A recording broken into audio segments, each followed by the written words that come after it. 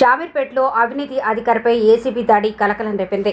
30 ఎకరాల భూమిని కన్వర్షన్ చేయడానికి 30 లక్షల రూపాయల లంచం డిమాండ్ చేసిన తహసీల్దార్ సుచరితను ఏసీబీ అధికారులు రెడ్ హ్యాండెడ్గా పట్టుకున్నారు.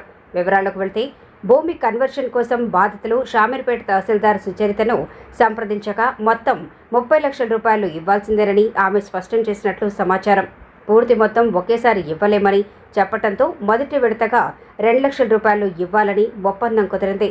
ఇదే సమయంలో బాధితులు ఏసీబీ అధికారులను ఆశ్రయించి ఫిర్యాదు చేశారు.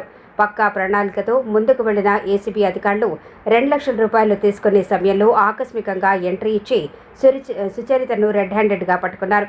దాడుల సందర్భంగా తహసీల్దార్ డ్రైవర్ వద్ద నుంచి మరో 20 లక్షల రూపాయలు లంచం డబ్బును కూడా స్వాధీనం చేసుకున్నట్లు అధికారులు వెల్లడించారు. ఈ ఘటనతో షామీర్పేట్ రెవెన్యూ కార్యాలయంలో ఒక్కసారిగా ఉద్రిక్తత వాతావరణం నెలకొంది. ఈ కేసుపై ఏసీబీ అధికారులు మరింత లోతుగా విచారణ చేపట్టి సంబంధిత అధికారుల పాత్రపై కూడా దృష్టి సారించినట్లు సమాచారం.